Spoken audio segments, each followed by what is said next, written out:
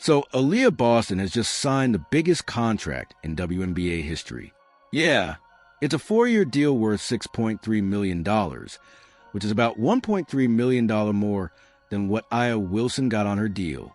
Now, technically, she's still earning the same annual amount as Aya, but she's locking in that supermax for the next 3 seasons, and that's where things get really interesting. And if we're being honest, that's kind of scary for the Indiana Fever. I'm just going to say it straight up.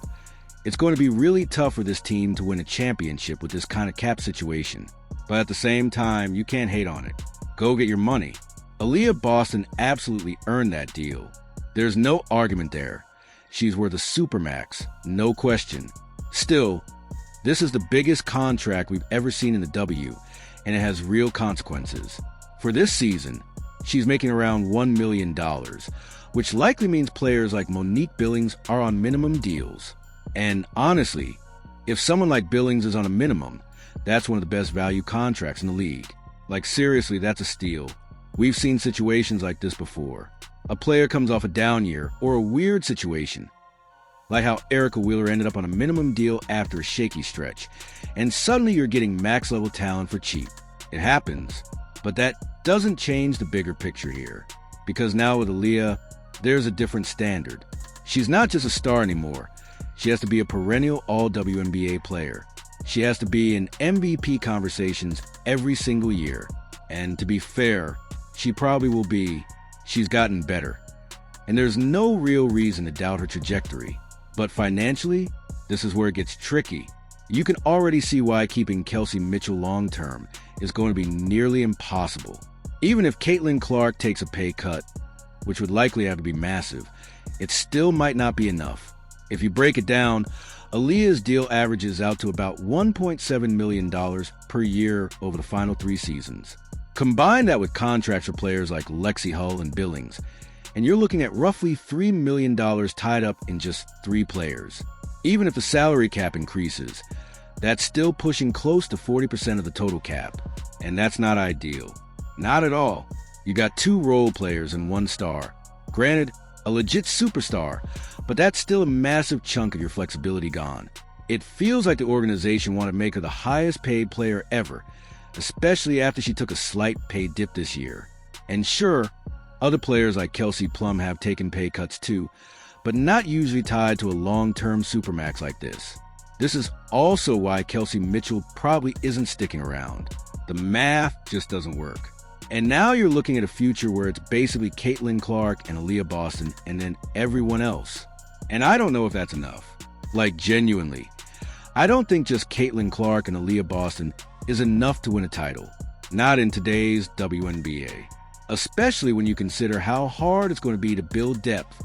Caitlin might have to take less money. And even then, they're probably not keeping players like Lexi Hull long-term.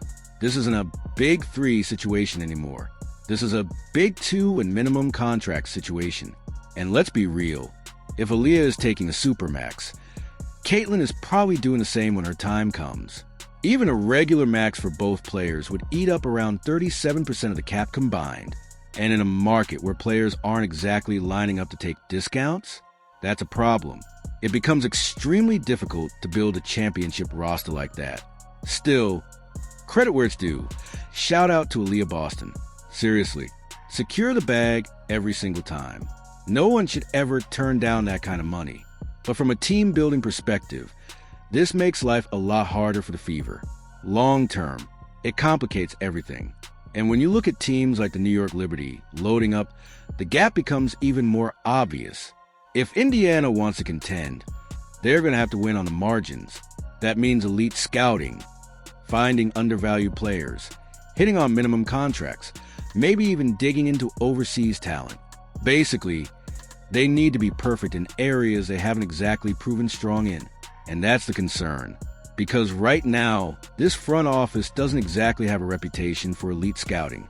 There are even reports suggesting decisions, like drafting Raven Johnson, came down to limited scouting impressions rather than deep analytics or structured evaluation models. That's not how top teams operate. And if you're paying a supermax to a star, you need everything else to be sharp. You need a serious, well-run organization around that contract. Otherwise, it's just not going to work.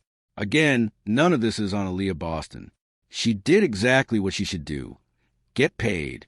But now the spotlight shifts to the front office and what they do next. As for Caitlin Clark, it's hard to see her leaving money on the table either. My guess? She signs a shorter deal, maybe 3 years, lines it up with Aliyah's timeline, and then reassesses. If things aren't working by then, both could walk. Honestly, I wouldn't be shocked if neither of them is still in Indiana past age 28. That's just how this is shaping up. So yeah, that's where things stand. Big move, historic contract, but also a lot of pressure and a lot of questions for the Fever moving forward.